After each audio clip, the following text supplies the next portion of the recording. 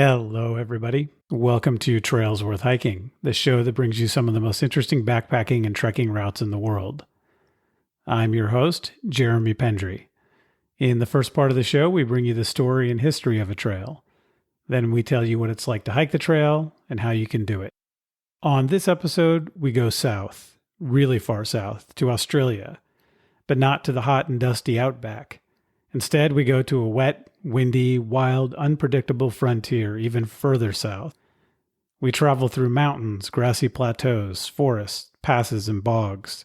We stay in rustic backcountry huts or pitch a tent nearby where you can commiserate with fellow travelers about the weather and poisonous snakes.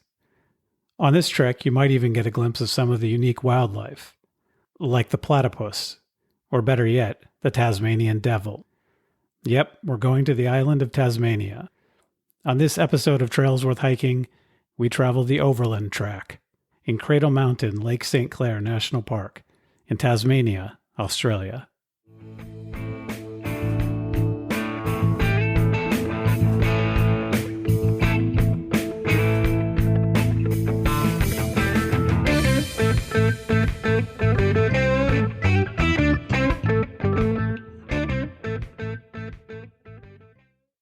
On this episode of the show, our guest is Dan Koehne. I am really excited to have Dan on the show because Dan is our first listener guest. I was planning an episode on the Overland Track, doing the research, and coincidentally, Dan reached out to suggest that I do an episode on the hike and said that he had hiked the Overland Track in 2016. So I invited Dan to come on the show to talk about his hike. Dan is originally from Australia, which is pretty cool. But he grew up in Papua New Guinea, which is even cooler, I think.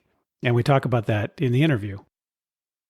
Before we talk with Dan, let's talk a little bit about Tasmania and the Overland Track. Australia, as I'm sure you know, is famous for having been founded by convicts. And in Tasmania, this was especially so. Over 70,000 men, women, and children were sent to Tasmania in the early 1800s. About 40% of all the convicts the British sent to Australia. Port Arthur is the most famous penal settlement in Tasmania. Sarah Island and Macquarie Harbour in the western part of Tasmania is one convict site you can also visit. Let's talk about one story related to Sarah Island. In the early 19th century, Irishman Alexander Pierce was sent to Australia for stealing 6 pairs of shoes. He ended up in Sarah Island prison in the remote wilderness of Tasmania. Sarah Island had a brutal reputation of cruelty toward its inmates. And maybe because of that, or maybe because he didn't like being locked up, in 1822, Pierce, along with 7 other convicts, escaped from Sarah Island prison. But they got lost in the bush, and they didn't have any food. Eventually, one by one, they turned on each other, resorting to cannibalism to survive. 3 months later, Pierce turned up in a settlement all the way on the opposite side of Tasmania. He was apprehended and he admitted to the cannibalism, reportedly saying, "No man knows what hunger will make him do." But the authorities didn't believe his story. He was sent back to Sarah Island prison. But shortly after that, he then escaped again. This time with only one other convict along with him. Once he got out into the bush, he killed the other convict, ate him, and then gave himself up to the authorities. This time, the authorities found what was left of the man he had eaten, and Pierce was convicted of murder and then hung. I thought that kind of gothic story would give you a little colorful view of the convict history of Tasmania. But now let's talk about Tasmania itself. Tasmania is an island 150 miles, or about 240 kilometers, off the south coast of Australia, and is separated from Australia by the Bass Strait. The main island of Tasmania is about 65,000 square kilometers, or about 25,000 square miles in size. It's thought that the island was connected to the mainland until the end of the last ice age, more than 11,000 years ago, when the sea rise created the Bass Strait. At the time Europeans arrived in Tasmania, there was a population of several thousand Aborigines who had been there for thousands of years. At the time Europeans arrived, there were about 9 separate groups or distinct small nations on the island. The first European to discover Tasmania was Dutch explorer Abel Tasman in 1642, though he called it Van Diemen's Land after a patron. Later, in 1856, it became named after him. And as we said, it was essentially a penal colony for the British. And in the early 19th century, convicts started arriving. That eventually precipitated the Black War in the 1820s, which played a big part in diminishing what was left of the Aboriginal population to only a few hundred people. The Black War was triggered in part by Aboriginal discontent with the largely male European population of settlers abducting Aboriginal women. Modern Tasmania has a little over 500,000 residents. Almost half of them live in and around Hobart, the capital. And more than 40% of the island today is protected space. And much of the island is still densely forested. I'd be remiss if I didn't talk about Tasmania's most famous residence, which is the Tasmanian devil. The Tasmanian devil is a carnivorous marsupial the size of a small dog. Today, it's the largest carnivorous marsupial in the world. The Tasmanian devil is a really stocky and muscular animal with black fur, often with a little tiny white around the neck. They reportedly smell pretty bad, and they make a loud and disturbing screech. The devils hunt and scavenge. They hunt at night and at dusk and dawn. Although they look kind of portly and stocky, they are much faster than they look. They can climb trees and they can swim across rivers. Typically, they are a solitary animal, but they're also notorious for communal feeding frenzies, sometimes when they find, for example, a large carrion. Don't get bitten by one of these things. For their size, they have the strongest bite of any predatory land mammal. The devils have been protected since 1941, but recently have become endangered due to a disease called devil facial tumor disease, which is really bizarre to me because this is actually a cancer, but it's a cancer that is transmissible. And it seems to be their feeding habits that I described, which includes sort of a frenzy around a common carrion, for example, that they might be eating. Sometimes they end up biting each other when they're doing that, and that seems to be responsible for spreading this cancer. So we've got Tasmanian devils in this area. The area that we're going to be talking about on this episode is the Tasmanian Wilderness World Heritage Area, which is a UNESCO World Heritage Area designated in 1982. It's about 1.5 million hectares, or 1/5 of all of Tasmania in size.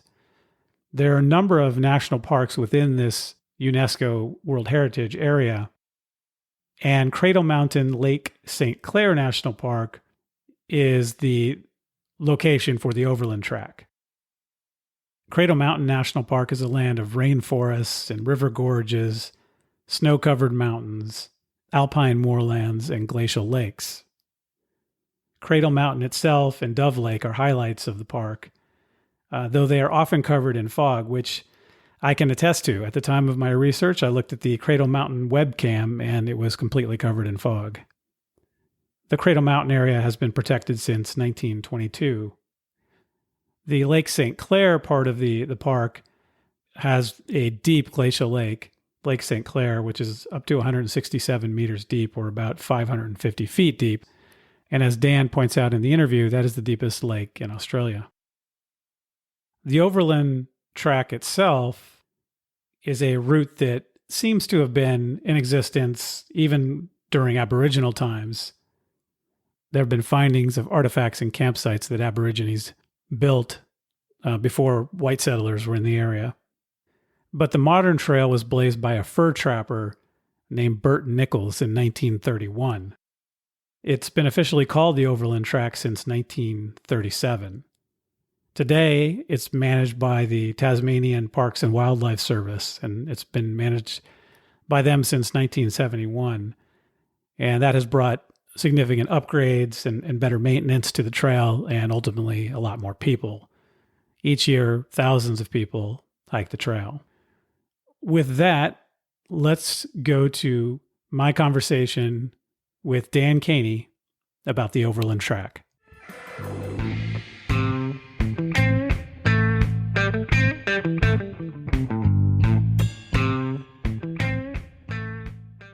Dan Koehne, welcome to Trails Worth Hiking. Thanks for being here.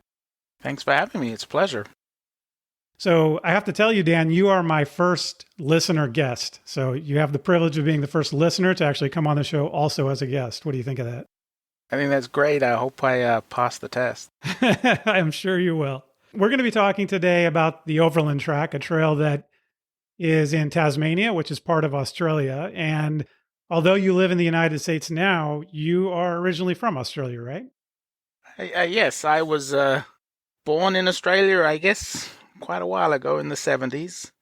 Actually, my parents were missionaries in Papua New Guinea, so I grew up in Papua New Guinea. Went to boarding school in Australia, and then college, graduate school, got married, and my wife was a college professor. That brought you to the United States eventually. Yes, she wanted to be a professor, and I really didn't care. So she got a job in the late 90s in a college in Iowa. So it's like, let's go. And now you're in Massachusetts, right? That's correct. So in around 2005, we both moved to Western Massachusetts for our jobs. So I think it's really interesting that you grew up in Papua New Guinea. Maybe you could tell us a little bit about that. I mean, how does that figure into your sort of story of being interested in the outdoors? Well, I guess it's foundational. I mean, my parents really lived in, well, I as well with them, lived in some really remote locations where, the boat would come once a month with supplies. So there was no television. There was nothing. You just ran around outside, and it was a great time. I had a blast. As I got older, we moved up into the highlands of Papua New Guinea, basically the central part, and we lived around 6,000 feet. And the great thing about the highlands is there's no snakes. It's too cold. Is that a problem in the rest of the country? Well, they do. I guess, like Australia, everything was, in the Ice Age, everything was connected to, to this one landmass. So there's venomous snakes that are common to both Australia and Papua New Guinea. So then in 2005, you come all the way to Iowa, but it sounds like that was also somewhat formative in your outdoor experience too, because you got into geocaching at that point, right? Yes. Well, the first thing I learned about coming to Iowa, we came to Iowa in December. and, and let me tell you, as an Australian, you don't know about cold. And like within the first week of coming to Iowa, we had minus 40 Fahrenheit. So we learned cold.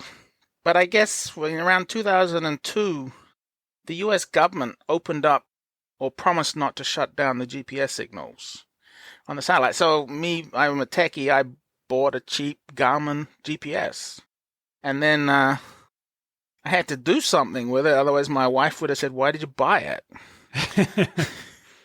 I mean, it's still going strong. It's geocaching. And if you don't know what it is, people publish a coordinate, a latitude and longitude on a web page on geocaching.com, and you kind of visit these things, and they put them all over the place. And a lot of them in Iowa are in parks and farmland and stuff. Well, that was fine, but then I got the bug of what's around the next bend, what's over the next hill. And yes, there are hills in Iowa. And pretty soon I was back into hiking. Yeah, so geocaching is something that my kids did when they were young and really enjoyed, and it was a way to really get them interested in some outdoor activities. And you're right. Once you do that a little while, you start thinking, well, I don't have to just go to these geocaches where I find these little treasures, so to speak, but I can maybe find a trail that goes to a lake or that goes to the top of a mountain or something like that. And I do think it's a good gateway for people to get interested in pushing a little further. I certainly got to see the whole of Iowa. If you just lived in a college town, you'd stay in the college town and drive on the interstate, basically. Iowa has 99 counties. I went to every single one of them. That's amazing. I've heard, like you said there actually are hills in Iowa.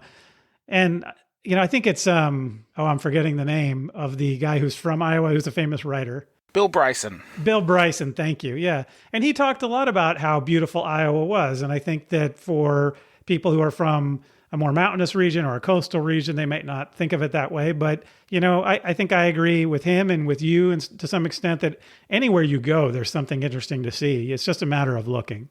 I think that's true across the whole world. And unfortunately, I have a mortgage to pay. Otherwise, I'd spend my whole life traveling. Yeah, me too. So how did you find out ultimately about the Overland Track? And I guess you're from Australia, so it's probably known to you, but how did you get to a point where you were really thinking seriously about doing it? In the early 90s, when I married my wife, we were in graduate school in Australia, and our honeymoon was to basically circumnavigate Tasmania in a car. I guess the Southern Hemisphere version of, circumnavigating Iceland or something. Yeah. And my wife is a day hiker, but she will not set foot in a tent or anything longer. Past sundown, she needs to be home, kind of thing. You couldn't convince her that the huts were good enough? No, I can't even convince her to go to some of the European huts. Oh yeah, that's trouble, because some of those are pretty nice. And they are like almost 5-star luxury hotels, some of them. With fantastic food too. Yes. So I saw it as a honeymoon thing, and we did a day hike around Cradle Mountain National Park and stuff. So it was always in my mind that I'd like to go back. And then the other thing that kind of drew me back, or I took the opportunity, I have elderly parents in Victoria, Melbourne, Australia, and I kind of feel the need to visit them yearly, and it's a long flight. So I've been trying to do little side trips. I've climbed Mount Fuji. What else have I done? Those kind of side trip things. And in 2016, the side trip was let's go to Tasmania and spend 8 days hiking the Overland Track.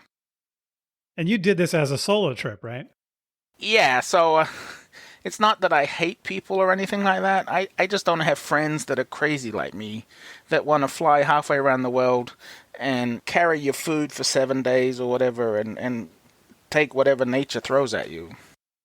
So you had seen Tasmania with your wife before that, and you went back to it in 2016. What was it that drew you to Tasmania as someone from the Australian mainland? Australians know Tasmania exists. I guess it's a bit like Alaska to the continental United States. It takes effort to get there because you just can't hop in your car and drive across. So I guess as poor college students, it was cheap. That was probably the biggest draw. I don't remember that, but it is a very, very nice place. It has a moderate climate. It also has a lot of history. So it was first discovered in the 1600s by a Dutchman called Abel Tasman, and he originally called the island Van Diemen's Land. That was his, I guess, his trip sponsor. Yeah, so it has a long history. Of course, the native Aboriginal people had been in Australia and Tasmania for 50,000 years. And then in the 1800s, the British decided to basically turn it into a prison. They transported some 50,000 convicts to various locations in Tasmania, and there's some very famous, well-preserved prisons, basically, and one of them is Port Arthur, just outside of Hobart. So I've always known about this place, so let's go see it. And so we're in deep, deep southern hemisphere here. So we're talking about, if you're going to go to Tasmania, it's really got to be in the northern winter, southern summer, right? Correct. So Tasmania, well, the start of the Overland Track trailhead is about 42 degrees south. So you're there's a band, I don't know, 10 degrees wide or whatever, called the Roaring Forties, and there's strong winds and inclement weather, and it's a moderate temperature. I mean, I think when I was there in December, and I'll talk Fahrenheit, even though Australians talk Celsius, the daily temperatures were like 40 to 60 on average. It's also a very, very wet location. It has like 120 or 110, 120 inches of rain a year. So you've got cold and wet and windy. That sounds like a recipe for hypothermia. Well, in fact, I want to stress with this hike, the danger is not the snakes or anything else. The danger is hypothermia. I guess part of the attraction is really the adventure of a hike that really is fairly wild. Old-time visitors were going there even in the 1920s. And it's on the edge, basically the bottom left quadrant of Tasmania is pristine, untouched wilderness. And in the 1980s, there was a huge environmental fight to block the extension of hydropower, creation of dams.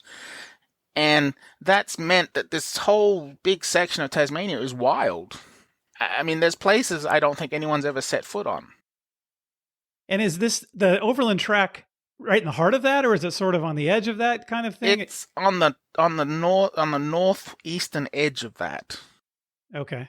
But it's still wild. I mean, I think the last you go about in the middle of the hike, you go through a pretty wide open grassy valley, and that's where the Pelion hut is.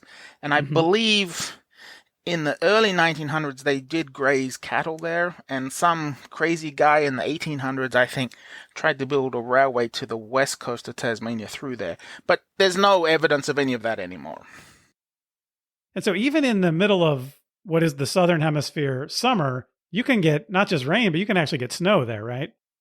It's kind of interesting. So I told you I learned about the cold in Iowa.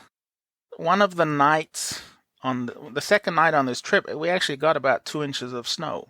It's like what I would call here in New England, like the early winter, late fall snow, where it will melt by noontime kind of thing. It was certainly eye-opening to a lot of the other people on the trail because they didn't expect that could happen. I can imagine. So for this trail, we're talking about 65 kilometers total, right? About 40 miles, which doesn't sound like a ton, but I think with these kind of conditions that we're talking about, it can be still fairly challenging. And most people are doing this trail in about 6 days. Is that right? Yeah, so if you go hut to hut, I think there are 6 huts.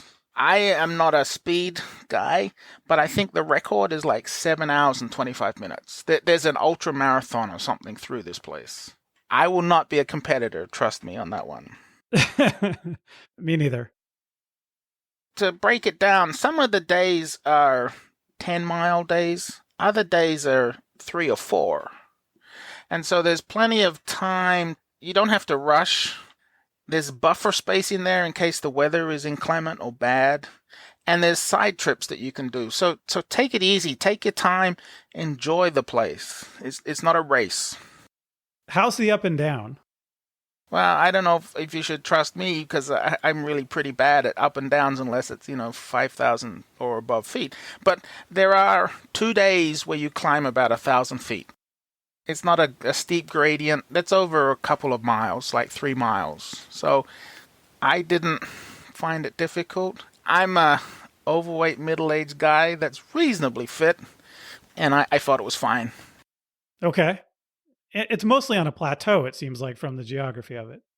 Yes, and the trail is very well maintained. So some of the trail sections where they go through like a boggy area or whatever, they put down duckboard. Do you know what that is? Kind of like a boardwalk over the marshy areas.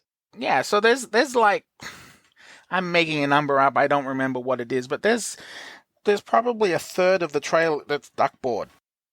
That tells you how wet it can be, though. Yeah, you don't expect dry feet in certain places.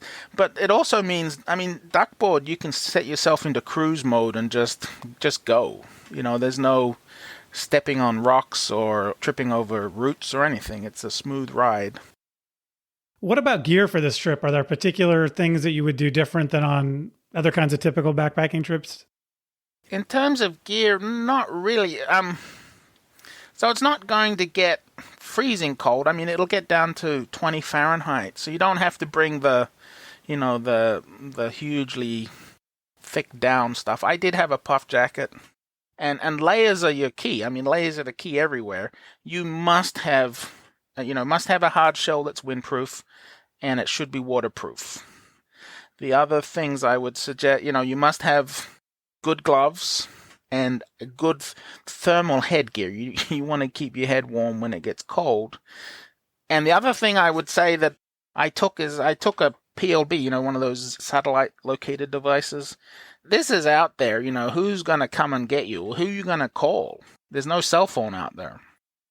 Is there really no way out except if you get a PLB and you hit the button, are you basically calling for a chopper?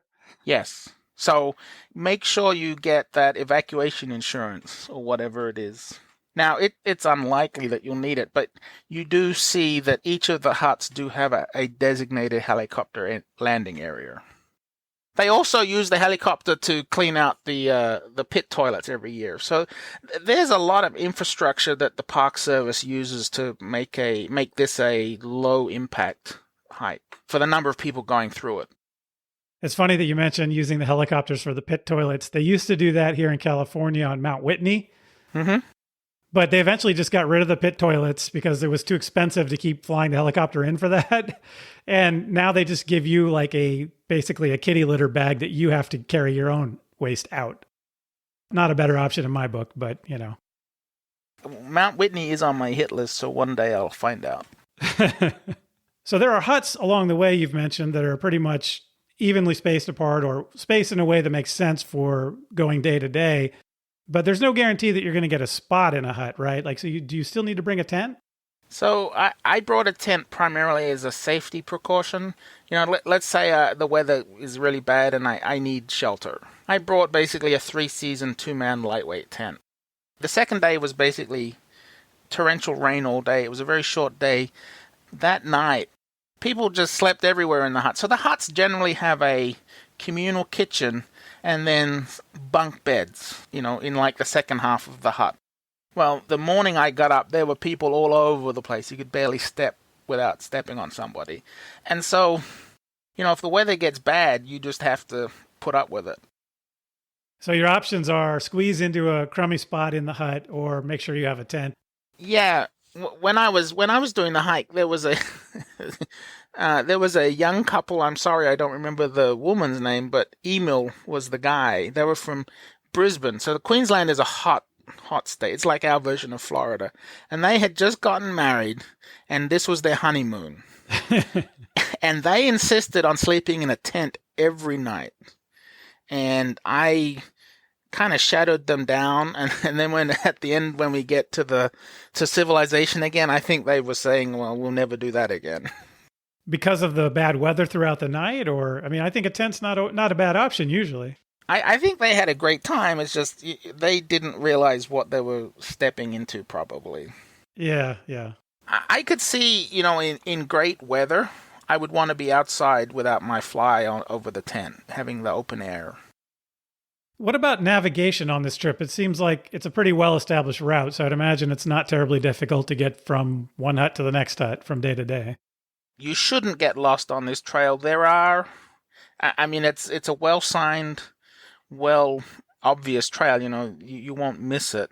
I guess you could go wrong if you there's a few places where you can go to side trips, and the side trips are always out and back. They're not loops or anything else, but this is the world. I'm sure some people do get lost somehow. There's a book that sounds like it's a fairly helpful one to maybe for preparation and also for bringing with you on the trail, right? Yeah, I'd like to give a great shout out. I've never met them. I don't know them, but John and Monica Chapman have written the best book about this. I think it's just called The Overland Track. You buy it. They self-publish it, so they're not making money. They're not getting rich off this. At least I don't think they are. You can actually email John. I had a conversation with him when I was buying his book. I would recommend one of the options when you're buying the book from him is that you can buy a plastic cover. I actually took the book on the hike with me, and that plastic cover kind of kept everything clean and dry. So I recommend that. But use that book. That book's got great maps, great times, distances, everything. I found the timings were pretty good. Some people have said they're a little fast, but I was fine with them. As far as you mean the estimates of time to get from one place to another? Yes. And there's a map that sounds like it's called the TAS map or something that maybe covers this area, but it sounds like with that book, you probably really don't need the map, or it's going to be an extra safety precaution. I brought the map and I bought it. So I did the hike in December 2016. I still don't think to this day I've even opened the map. I took it with me, but I mean, really, the book is more than enough. The book has each section, each day section has, I think it's a 1 to 50,000 scale kind of map in one page, and it's decently wide, so you'll see everything you need to see. It's got everything you need in there. So, how do you get to Tasmania? well, first of all, you got to get to Australia. And Sure. unfortunately, in the COVID times right now, that's not possible. They basically locked Australia down. But when COVID finishes and you go, most international visitors to Australia will fly into Sydney. Aside from the hut and the Tasmania, the primary three tourist destinations in Australia is Sydney, Ayers Rock, which is in the central Australia, which is that big monolith, and then the Great Barrier Reef in Cairns. So you can fly to Tasmania.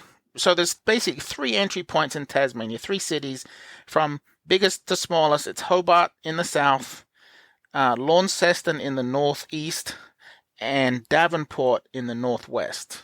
You can fly to Launceston or Hobart from basically any major Australian city on 3 or 4 different airlines. What do you recommend, or is it basically just find the cheapest flight and go? Well, I think what it will actually boil down to is you'll find that there's no public transport to either trailhead, and it will depend on you'll have to basically organize some form of transport. So it'll depend on what fits you for that to where you should fly into. I flew into Launceston because I used a company in Launceston called Outdoor Tasmania to drop me off at the trailhead and pick me up. I have no business relationship with them other than that I'm a happy customer. They didn't abandon me, kind of thing. And they got me there safely, and they were at the end at the right time. So I flew from Melbourne to Launceston, and it's an hour flight at most on a Dash 8 Q400 or something with Qantas is how I flew. You can get flights for $100. It's not an expensive thing. And then it's a couple-hour drive from Launceston to the trailhead at Cradle Mountain. Everything seems to be about 2.5 hours from everything else. So Launceston and Devonport are in the north. Those 2 cities in the north are 2.5 hours from basically the trailhead at the northern side, Cradle Mountain. Hobart is a little further.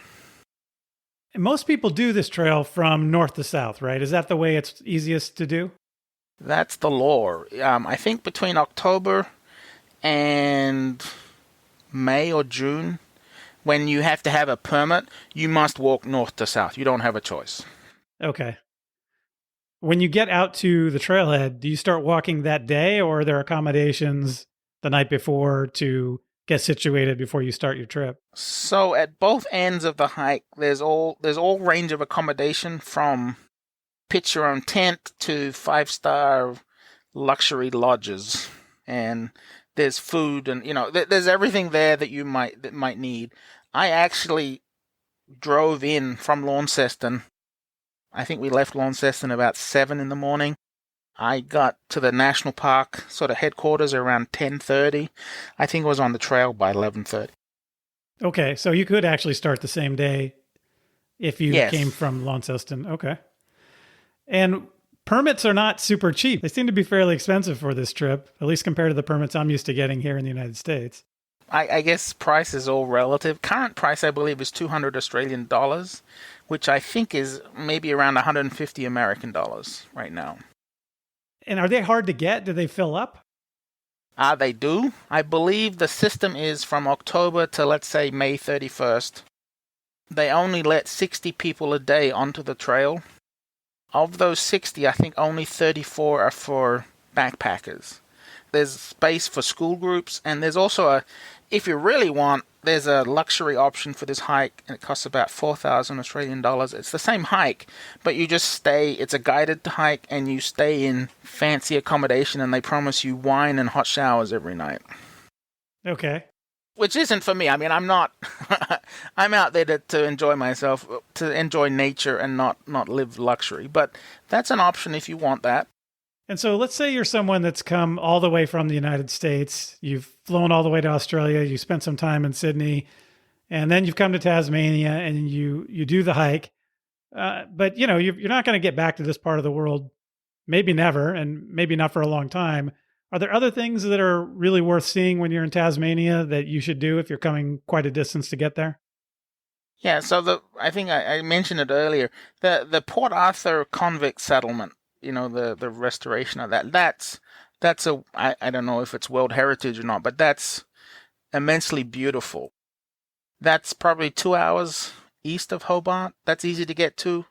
If you're into hiking, I mean, this wilderness area in southwestern Tasmania, there's all sorts of hikes. There's a particular one that a lot of people do is called the South Coast Hike, and that's primarily walking almost on the beach. And I think, from what talking to people that have done it, you have to take an aeroplane to get to the starting point. An aeroplane or a boat, I believe, is the options. Kind of sounds a lot like Alaska, where they drop you into a remote spot and you go from there. So Tasmania it's an adventure playground. You can do whatever you want. The only thing you're fighting is the weather. And so we've been talking a lot about the tough weather and the conditions and how hard they can be, but people are still coming from long distances and people like you are still going to hike this trail.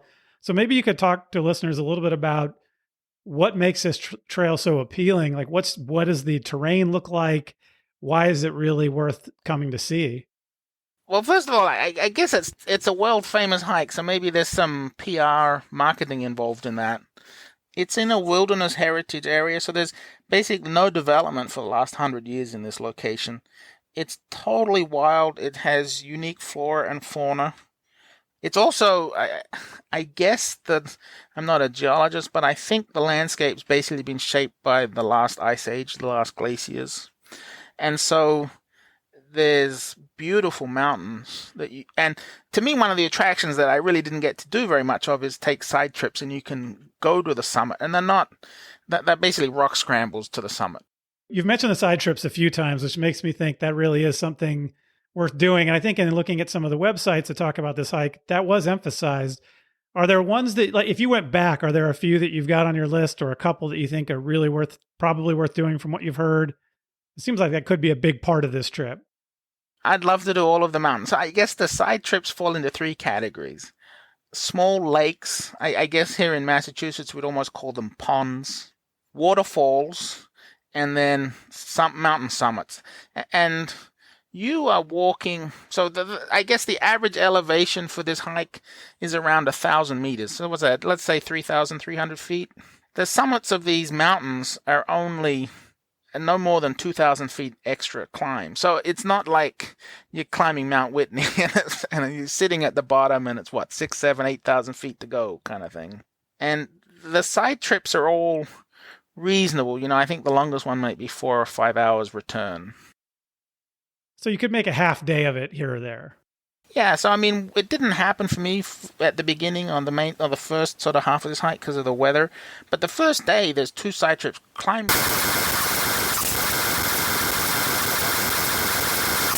I just love sitting on the top of mountains looking at the landscape. You can't buy that view, right? That's special.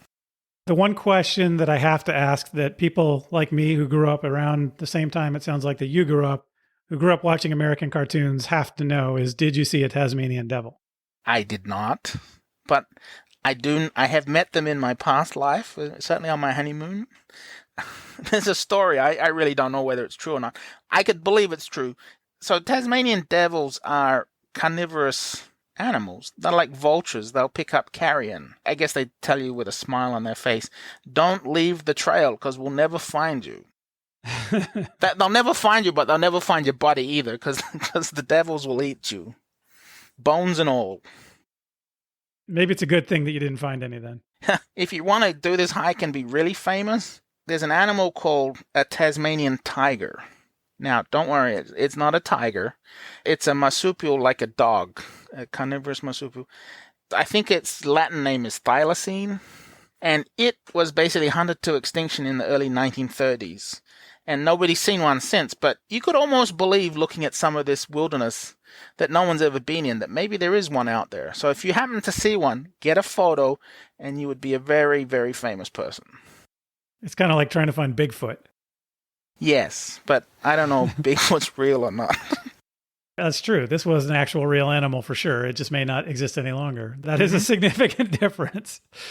You've also mentioned snakes a couple times, I think, and you've said that I guess in all of this region, Australia and Tasmania and Papua New Guinea, all of the snakes are poisonous, right?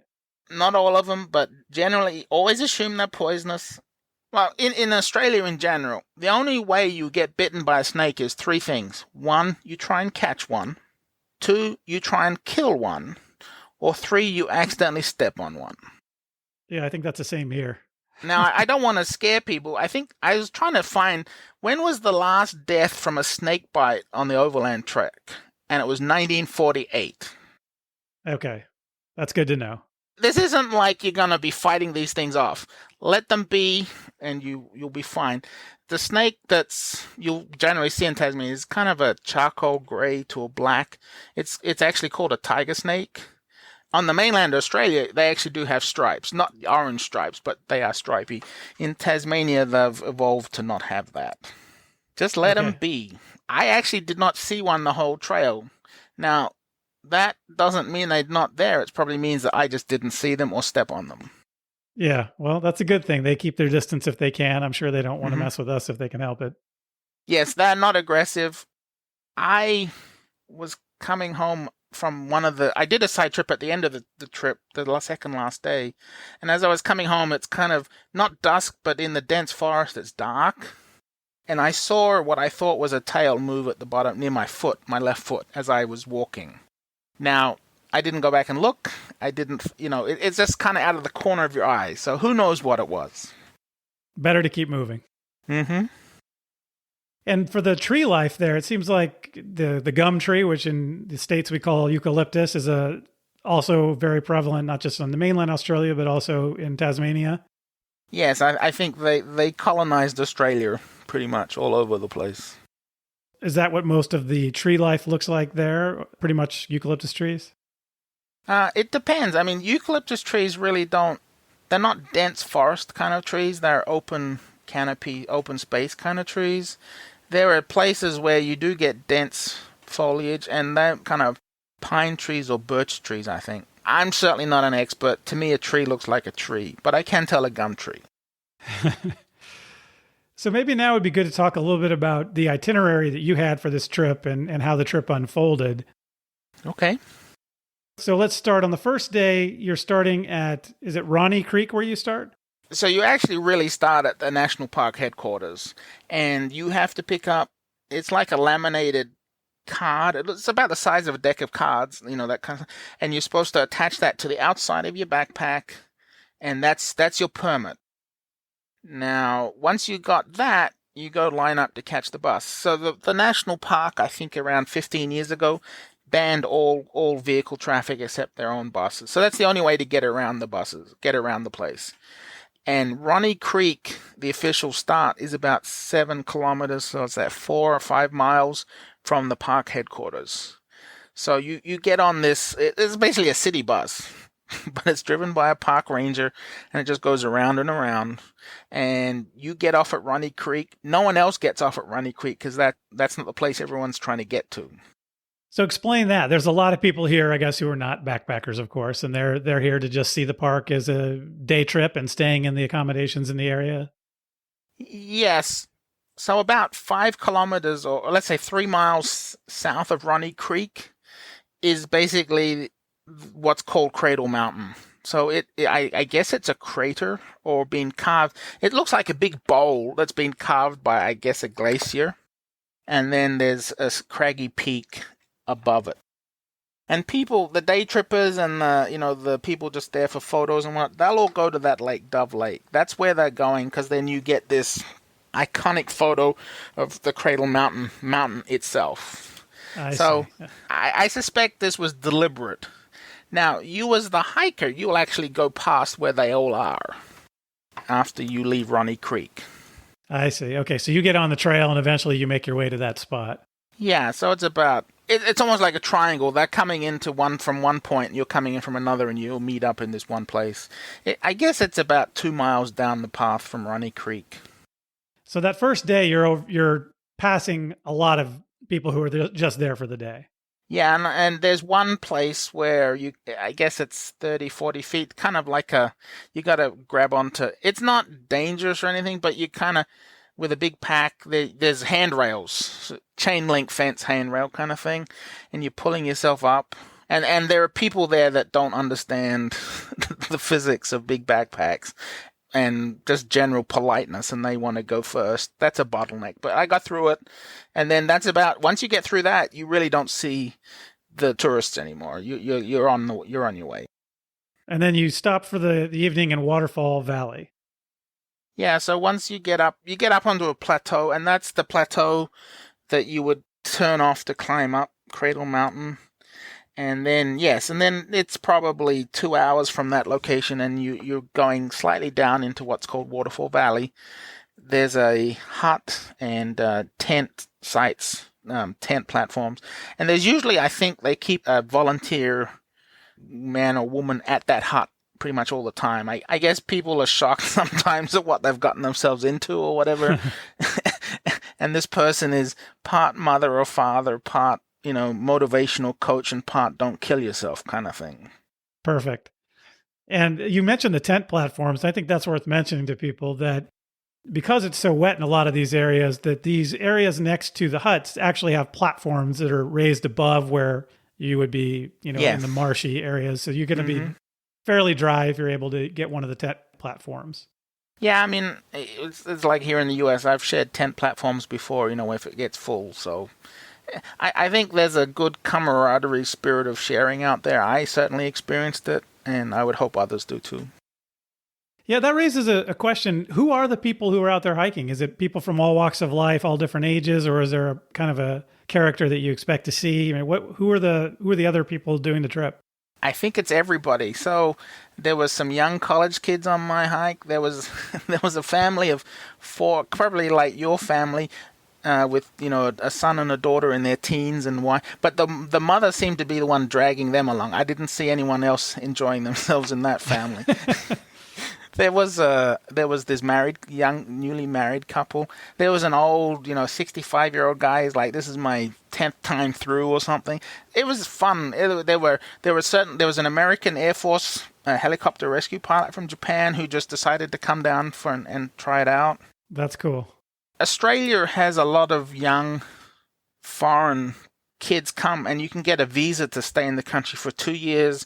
And generally what you do is you work in like fruit picking or, some hard labor for a couple of months or get your money, and then you go touristing.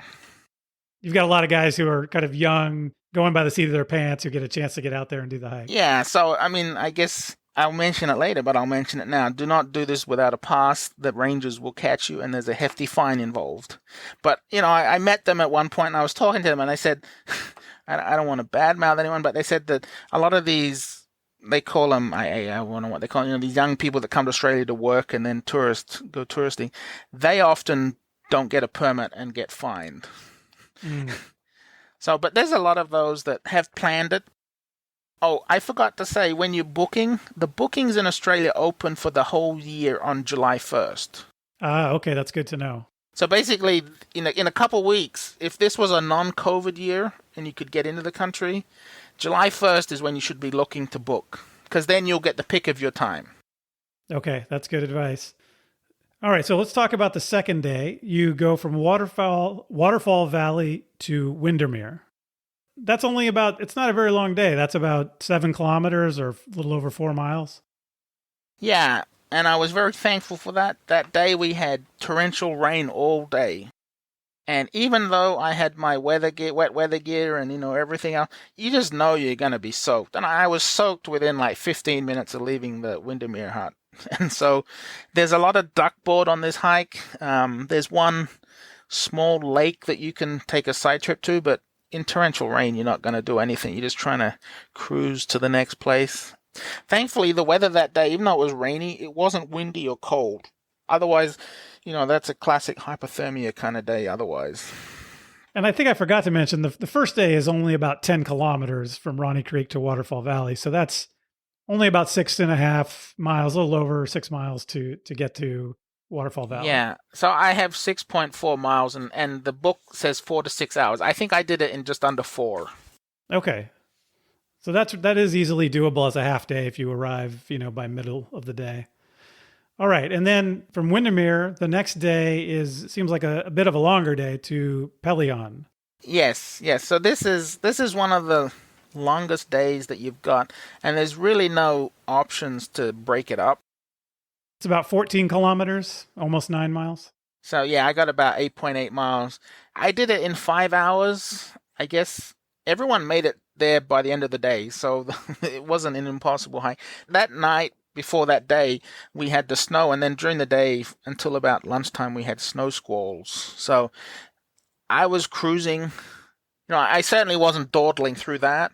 There again is a lot of these duck boards, and I got wet feet, let's say that. For the first two-thirds of the day, you're walking across a plateau, a grassy plateau, in fact, maybe even a bog. And then you're descending slightly into a river valley. And all I remember of that going down in the river valley, the trail was basically a stream of water. So, Yeah, that can happen. I've got a question for you. mm-hmm. When you're in bad weather, do you prefer snow to rain? Because some people do, because it's actually a little bit easier to deal with in some ways. I do actually. For some reason, in damp, wet weather, I've historically not drunk enough water, not hydrated properly. So I have to be really I have to really think about that all the time. In the snow weather here in New England, it's fine. I just do it naturally. So we'll talk about the next 2 days, because you actually did the next 2 days or the next two sections that you could do in 2 days. Mm-hmm. You ended up doing them in one day, and that's Pelion to Kia Ora, which is about 8.2 kilometers or 5.1 miles. Mm-hmm. And then from Kia Ora to Windy Ridge, which is about 8.6 kilometers or 5.3 miles. Mm-hmm. And you put those two together. Talk about that a little bit. Yes. So Pelion is one of the locations, the hut. It's a big hut. It's a big modern hut. It's got, I think it sleeps like 60 or 70 people. So there's plenty of space to spread out and dry your clothes and everything. Pelion, at the actual hut location, you can head east and climb Mount Oakley. And I think that's about a 4 or 5 hour return trip. And if you did that, you would be looking back over the northern part of the trail that you've just come across. So the next day, the first sort of, I guess, 3 to 4 miles, you're climbing up to a gap between two mountains. And I think it's about 1,000-foot climb. And at the saddle, you can stop and head east or west and climb these two side trips. Now, if you head west, you will climb up Tasmania's high point, the highest mountain in Tasmania, and that's called Mount Ossa. I had talked to people the day before that I met at the hut when I got there, and they said they'd just come back from trying to climb Mount Ossa. Mount Ossa actually had ice on it, and I didn't have any traction, so there was no way I was going to try and do something crazy like that. So that meant when I got to the saddle, halfway to Kia Ora, I got to Kia Ora by 10 o'clock or 10:30. The weather was, you could tell, was clearing, but it wasn't going to be a sunny day. And it's like, what am I going to do here all day? I can't go up to Mount Ossa, and there's only so much of my novel I can read. So I took a half an hour break and then motored on through to Windy Ridge. And I think I was trying to buy myself time because I was going to do a side trip. That was the highlight of my trip, that side trip. I don't know if it's apocryphal, but there is actually a sign at Kia Ora saying, beware of the snakes. There's a family of snakes that lives around the hut. I did not see... There's a real sign. I have a photo of it. I did not see them, and I wonder if it's really just, it might have been like that 20 years ago, and I don't know if it's like that now. At Kia Ora, I actually was permit checked by the rangers. So the rangers, from talking to them, they will start at the south at the bottom end and walk through the north. And everyone they come across, you have to show your tag and you'll give them your name and they cross it off the list. What month did you do this hike? I did this in December 16th. So it's close to, the hottest month of the year in Australia. But this isn't the case. Even in December, you got snow and inclement weather. So on day 5, you went Windy Ridge to Pine Valley, which is 14 kilometers or about 8.7 miles. Yes. So, Windy Ridge is the second last hut before you basically leave the park. And about halfway to that exit, you turn left and head west into what's called Pine Valley. And I don't think many people go in there. I think in the hut there were maybe 5 or 6 of us. Why do people not go in there? I think mostly because they're not even sure it's there. I mean, you're just cruising along the trail and there's a sign and a path that says Pine Valley. And I don't know, maybe at that point you want out. You've had enough. The hamburger and fries is calling your name or something. I don't know, but I really enjoyed it. And it is a pine valley. Literally, you're in a pine forest. To me, the highlight of that. So I got to the hut around 11:30. I had a quick lunch, and then I hiked up what's a mountain called the Acropolis, which is basically between the Windy Ridge hut and where Pine Valley hut is. So if you climb it, you actually see where you stayed the previous night. And that day was a perfect day. Sunny, not hot, not wind, a cool breeze. It was payment for all that I've put up with already. So the climb is probably 1,500 feet. And it's not dangerous. It's not really even a rock scramble. There's some sort of rocks, but not many. And the views are to die for. So you can view south, and you can view north, and you can view east. And it's 360-degree views. And when I got to the summit probably 4 o'clock, I had it to myself. I mean, nobody else came up after me. So that's fantastic. I love when you're in a hike and you have a moment like that where you realize, oh, this is why I'm out here.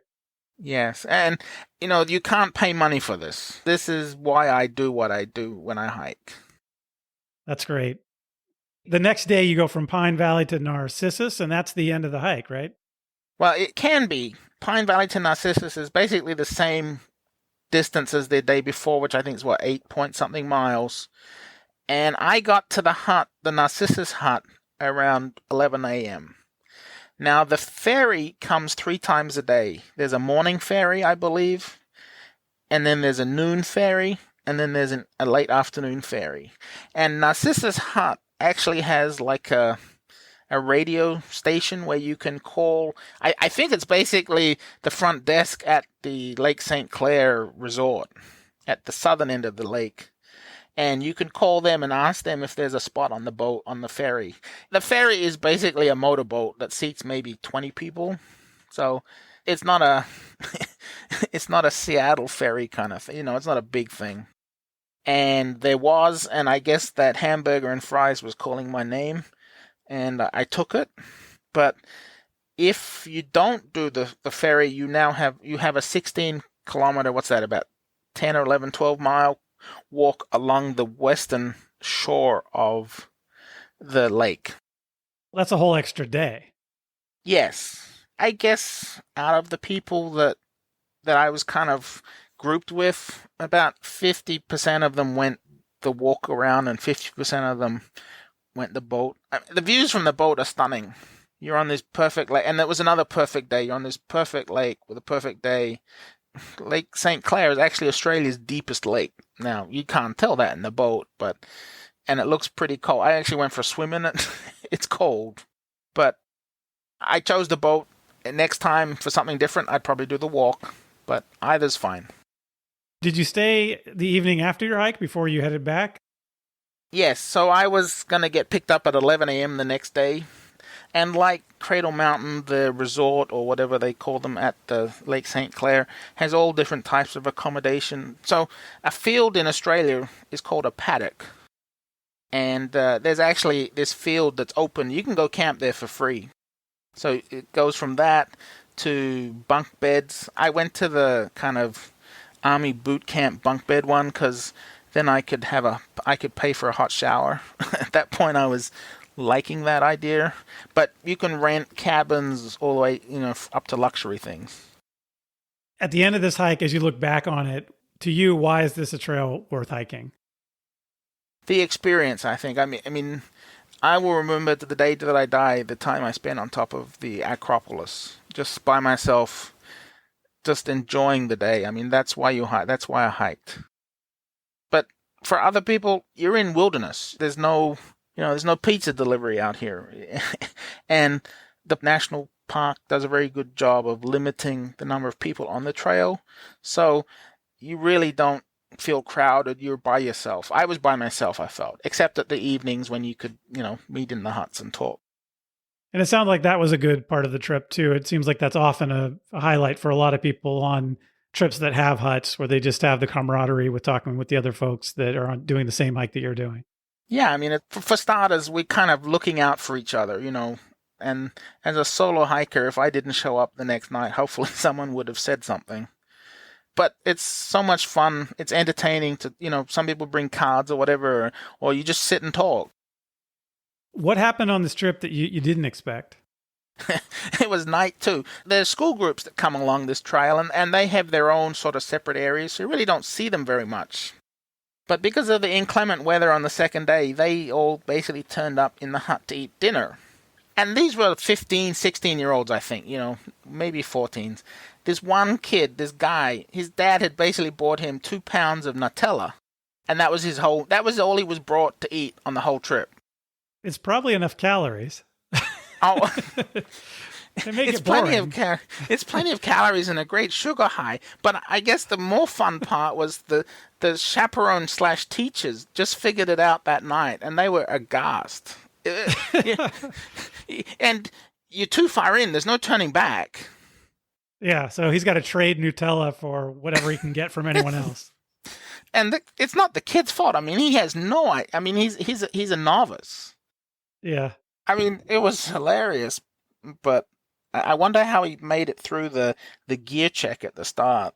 I have to tell you, but by the third or fourth day, there's probably a lot of kids in his group who are thinking Nutella looks pretty darn good. So he probably made some good trades later on. He was pretty popular, I think. So what would you have done differently? That's always something that, on a trip like this where there's lots of bad weather, it seems like there are things that might come up that you think, I could have done that a little differently and it would have been a little bit more enjoyable. Anything like that happen?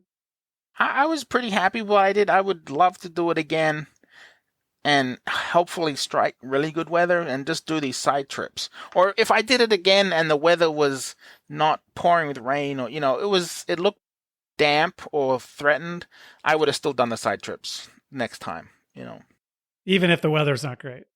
Well, if I consider it dangerous weather, I wouldn't do it. But, rain showers, I would do it, kind of thing. Okay. So if you were to do this again, would you plan in extra days to be able to do that? How many days would you make the trip? Yeah, so there's no requirement that you complete the trip in a certain number of days. It's basically limited by how much food you can carry. So I would love to spend more time and have it like a day at Windermere and the first day and a day at Pelion to actually just leave your pack there and go exploring these side trips. Dan, thanks for telling us about your hike. Well, I appreciate it. Thank you. And I'd also like to thank you for having this podcast. I mean, I think I said in my email to you, my list of must-do hikes keeps getting longer, and you're one of the people responsible. Yeah, I've always said that. The more hikes I do, the more I have on my list. It never gets shorter. It always gets longer. But Dan, before I let you go, I've got a few more questions. Okay. What is one hike or trip you've done besides this one that others shouldn't miss out on? Well, I think you talked about it last time, the Himalayas. Now, I did a slightly different thing to you. I went to northwestern India, to Ladakh. But you've got to go there. You've got to go to the Himalayas somewhere. Your life is not complete without that. Yeah, I think I said that. I felt bad saying that. And I think on the last podcast where I said something about like your resume is not complete as a hiker unless you go to the Himalayas. But I do think it feels that way once you've done it. It just feels, it's so awesome and so overwhelming, and just the scale of everything. I've heard that Ladakh, there are quite a few lakes in that area, because I have to say where I was in the Himalayas, there weren't that many lakes. And I think there is a difference between what it looks like in the India part of the Himalayas than the Nepal part. There are 2 big lakes. One actually is half owned or half claimed by China. And in Ladakh, I guess in Tibetan, a lake is called a Tso, Tso. Mm-hmm. So there's Pangong Tso, and then there's another one that I went to the other one. there's also a big river called the Indus River starts up in Ladakh. Okay. Yeah, that's on my list. That area is definitely on my list. As soon as I heard that there was an area like that in India, I thought I have to go there eventually. So I hope to get there. I didn't see them, and it was kind of. I went in the summer in India, and it was the wrong season. But that's Mm, snow leopard country. yeah, yeah. Where I was too, but I think they're pretty hard to spot. I think one could be 20 feet from me. Unless it moved, I wouldn't see it because Exactly. So, what is the best backpacking or hiking advice you've received? Well, I guess it's a philosophy, although it was climbing up Mount Kilimanjaro. All of the porters and guides say pole pole, which is Swahili for slowly, slowly.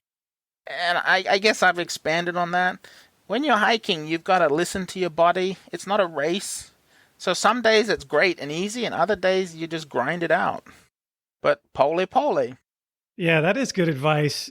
It's sort of the one step at a time advice, and I think that's something that I try to do. And it goes against my natural inclination, right? My natural inclination is to sort of even unwittingly sometimes compete with other people out there. I don't try to do it, but you feel sometimes like I should be doing whatever they're doing. I find maybe you find this too. When I go solo, I went on a solo trip just a couple weeks ago, actually, in the Trinity Alps here in California, and I find it much easier for me to just do my own pace when I'm solo. I don't feel like it's easier for me to just take it all in and realize that there's no hurry to do what I'm trying to do. Somehow it feels different with other people, but that is good advice. Thank you. I mean, it's kept me alive. Not that I've needed it, but you've got to listen to your body. Yep. What about your favorite backcountry spot?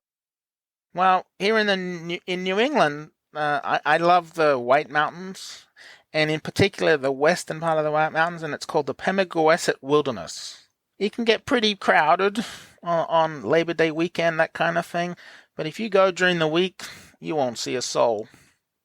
For those that are really wanting to push themselves, it's basically a 10 mile by 10 mile square that you can basically ridge run the whole outside of it. And I think it's called the Pemigewasset Loop. The Pemi Loop is what they call it. And I'm not into that kind of stuff, but you do it, and people do it in like 16 hours and that kind of thing.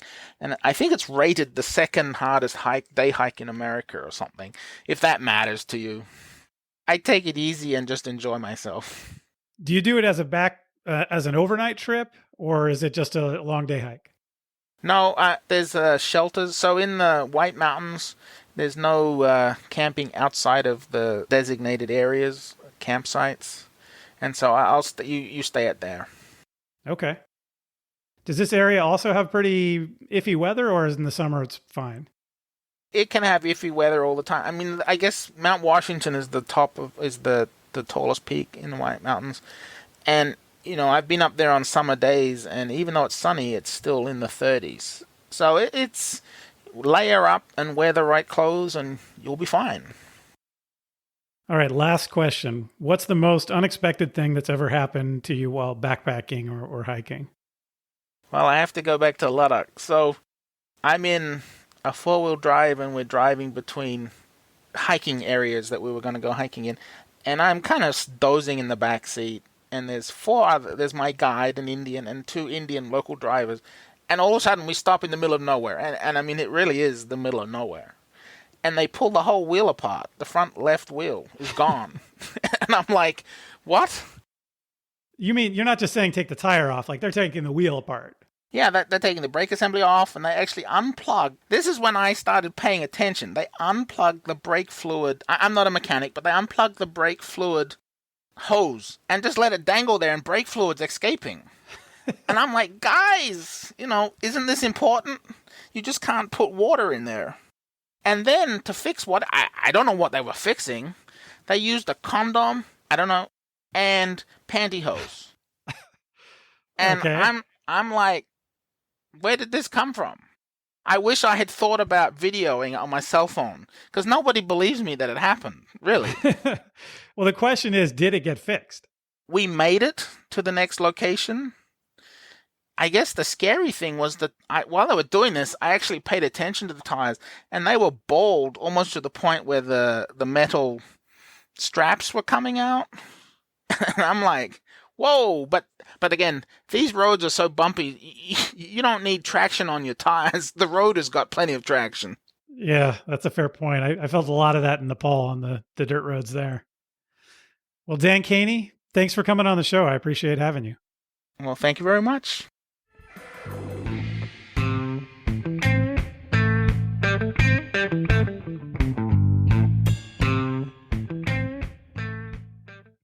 Thanks again to Dan Koehne for coming on the show.